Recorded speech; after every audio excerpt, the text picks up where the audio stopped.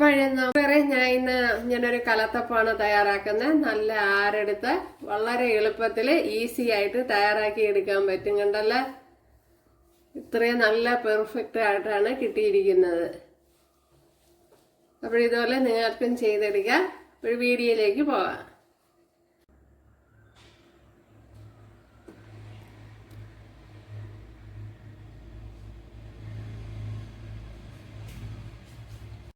Hi കൂട്ടുകാരെ, സെലിം ബ്ലോസിലേക്ക് സ്വാഗതം. ഇന്നൊരു സ്നാക്സ് നോക്കാം.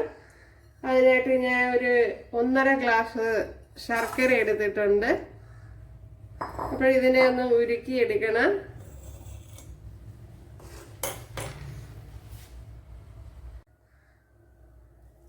ഞാനൊരു 3/4 ഗ്ലാസ് വെള്ളം ഒഴിച്ചു കൊടുത്തിട്ടുണ്ട് അതിലേക്ക്.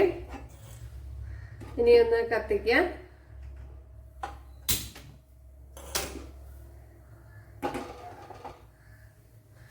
ഇതിനെ ഒന്ന് ഉരുക്കിയെടുക്കണം.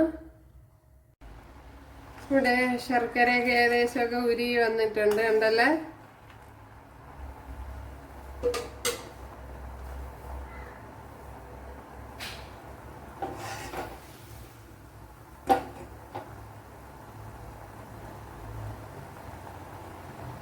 അപ്പൊ ഇവിടെ ശർക്കരയെല്ലാം ഉരുകി വന്നിട്ടുണ്ട്. ഇതൊന്ന് അരിച്ചെടുക്കാം.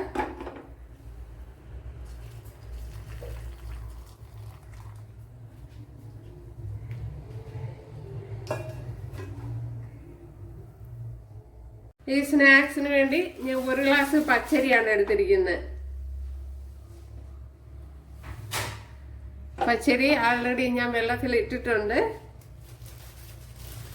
ഒരു 5 മണിക്കൂർ അല്ലെങ്കിൽ 6 മണിക്കൂർ. ഞാൻ ഇത് രാവിലെ ഇട്ടാണ്. ഇപ്പോഴും സമയം 3 മണിയായി. നമ്മളൊരു 5 ഹോഴ്സ് 6 ഹോഴ്സ് സോക്ക്. അപ്പോഴേ പച്ചരി ഇവിടെ കുതിർന്ന് വന്നിട്ടുണ്ട്. ഇതിനെ ഒന്ന് കഴുകിയെടുക്കാം. ഇതിനെ ഒന്ന് മിക്സിയുടെ ജാറിലോട്ടാക്കാം.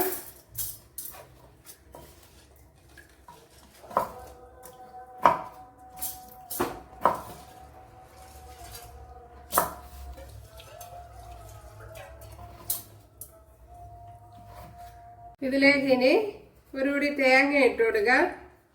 ഇപ്പോഴും ഒരു 1/2 ഗ്ലാസ് തേങ്ങയാണ് എടുത്തിരിക്കുന്നത്. 1/2 ഗ്ലാസ് തേങ്ങ.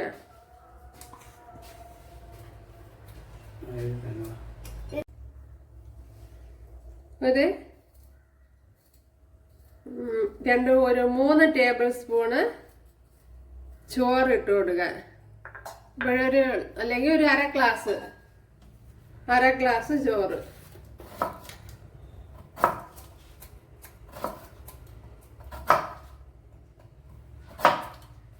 അര ടീസ്പൂൺ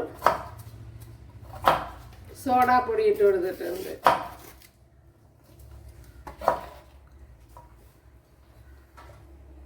അതേപോലെ കുറച്ച് വെള്ളവും കൂടെ ഒഴിച്ചു കൊടുക്കുക. അപ്പോൾ ഇത് അരയ്ക്കുവാൻ ആവശ്യമായ വെള്ളമാണ് ഒഴിച്ചു കൊടുത്തിട്ടുള്ളത്.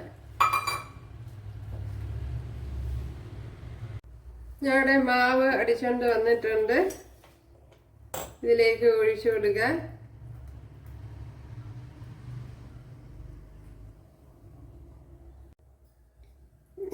ഇതിലേക്ക് ഇനി നമ്മുടെ ശർക്കര പാനി ഒഴിച്ചു കൊടുക്കുക.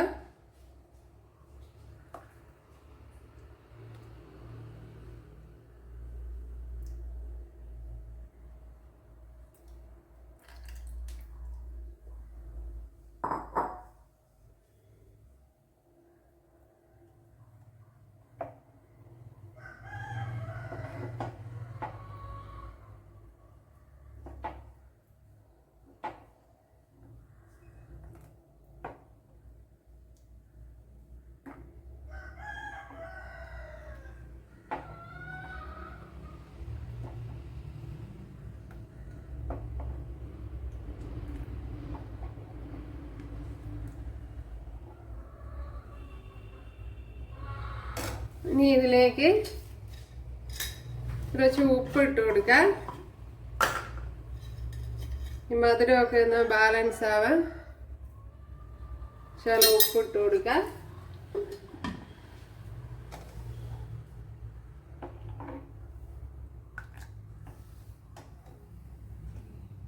കുറച്ച് ഏലക്ക ചതച്ച് ഇട്ട് കൊടുത്തിട്ടുണ്ട്.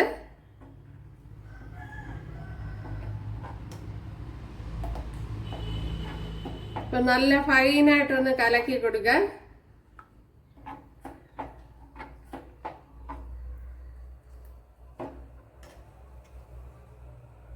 ഇനി ഇതിലേക്ക് കുറച്ച് വെളിച്ചെണ്ണ ഒഴിച്ചു കൊടുത്തിട്ടുണ്ട്. പിന്നെ നെയ്യാണെങ്കിൽ കുറെ കൂടെ നല്ലത്. അപ്പോൾ എൻ്റെ കയ്യിൽ ഇപ്പം നെയ്യില്ല, അതുകൊണ്ട് വെളിച്ചെണ്ണയാണ് ഒഴിച്ചു കൊടുത്തത്. അപ്പോഴൊരു കൂടി തേങ്ങ ഇതുപോലെ കൊത്തിയെടുത്തിട്ടുണ്ട്. ഇതിനെ ഒന്ന് വാട്ടിയെടുക്കാം. അപ്പോൾ നെയ്യിനകത്ത് ചെയ്യുന്നത് കുറെ കൂടെ ടേസ്റ്റ് ആയിരിക്കും. ഇത് നെയ്യുണ്ടെങ്കിൽ നെയ്യിൽ ഫ്രൈ ചെയ്തെടുക്കാം.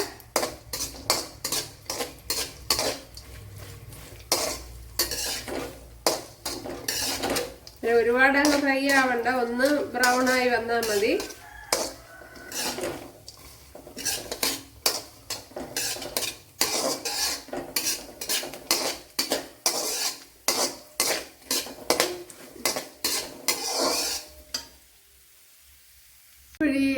തേങ്ങാക്കൊത്ത്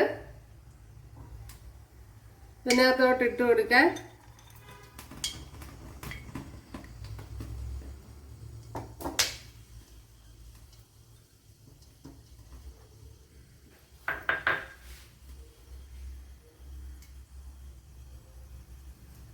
ഇട്ട് കൊടുത്ത് നല്ലപോലെ ഒന്ന് കുഴച്ചെടുക്കാം. ഉണ്ടല്ലേ, കുഴച്ചിട്ട് മാവ് ഇതിലേക്ക് കോരി ഒഴിച്ചു കൊടുക്കുക.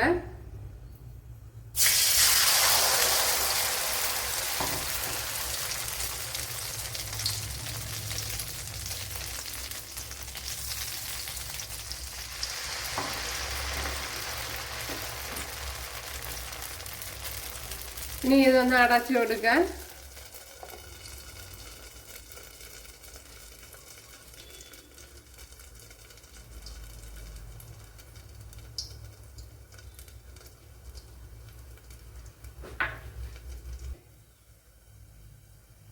നമ്മുടെ കലത്തപ്പം കണ്ടല്ല, സോ വെരി സോഫ്റ്റ്. ഭയങ്കര ചൂടാണ്, ഇപ്പം തൊടാൻ പറ്റില്ല. നിങ്ങൾക്ക് അടുത്തതും കോരി ഒഴിച്ചു കൊടുക്കുക. അപ്പോൾ ഇരുമ്പ് ചട്ടിയൊക്കെ ആണെങ്കിൽ കുറെ കൂടെ നന്നായിരിക്കും. ഒതുങ്ങിയ ഒരു ചട്ടിയൊക്കെ ആണെങ്കിൽ കുറെ കൂടെ എളുപ്പമായിരിക്കും.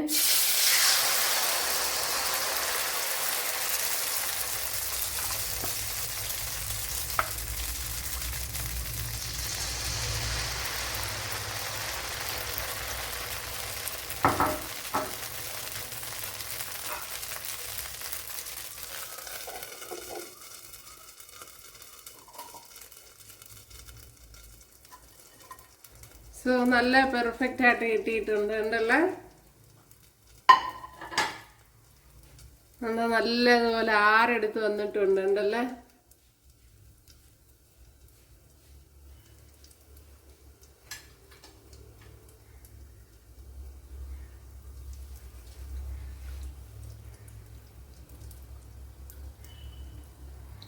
രണ്ടാമത്തെ കലത്തപ്പമാണ്. വെന്തില്ല, കുറച്ചുകൂടെ വെന്ത് വരണം. ഒന്നുകൂടെ അടച്ചു കൊടുക്കുക. അപ്പോൾ തീ ലോയിൽ വേണം ഇട്ടിരിക്കാൻ. ഉണ്ടല്ലേ, കൂട്ടുകാര് ആരെടുത്ത് വന്നിട്ടുണ്ട് നല്ലതുപോലെ.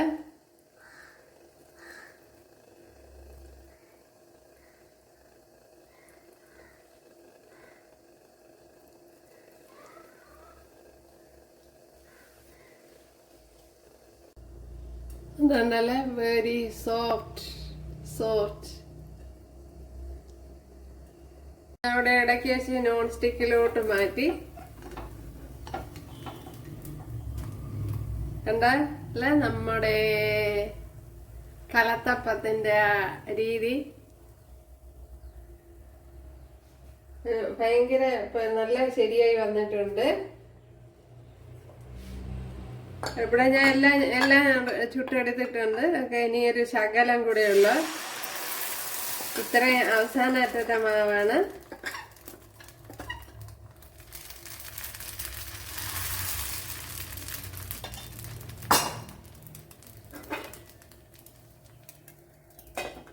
ഓക്കെ, അപ്പോഴേ അതും കൂടെ വെന്ത് വരണം. അപ്പോഴേ നമ്മുടെ കലത്തപ്പം കണ്ടല്ല, വെരി ടേസ്റ്റി റെസിപ്പി. അപ്പോൾ നല്ല പെർഫെക്റ്റ് ആയിട്ട് വന്നിട്ടുണ്ട്. പക്ഷെ ഇത് കുറച്ച് കാര്യങ്ങൾ ശ്രദ്ധിച്ചില്ലെങ്കിൽ ശരിയായി വരില്ല. അതുപോലെ ചട്ടി ചൂടായതിന് ശേഷം നല്ല ചൂടായിട്ട് വേണം ഇത് കോരി ഒഴിക്കുക. ഒരിക്കലും പരത്തി കൊടുക്കരുത്. എന്നിട്ട് ഉടനെ അടച്ച് വെച്ച് കൊടുക്കണം. അത്രയും മതി. ബാക്കിയെല്ലാം ഞാൻ ചെയ്തത് കറക്റ്റാണ്. ഇപ്പോൾ ചട്ടി നല്ല ചൂടായില്ലെങ്കിൽ മാവ് ഒരുപാടങ്ങ് പരന്നു. അതുപോലെ ഇരുമ്പ് ചട്ടിയൊക്കെയാണ് കുറെ കൂടെ നല്ലത്. ഞാൻ പിന്നെ നോൺ സ്റ്റിക്കിലും ഉണ്ടാക്കിയിട്ടുണ്ട്. ഇതൊക്കെ നോൺ സ്റ്റിക്ക് ഉണ്ടാക്കിയതാണ്. മറ്റേ അലുമിനിയം പോലുള്ള പാത്രമൊക്കെ ആണെങ്കിൽ ഇളകി വരാൻ ഇച്ചിരി പാടായിരിക്കും.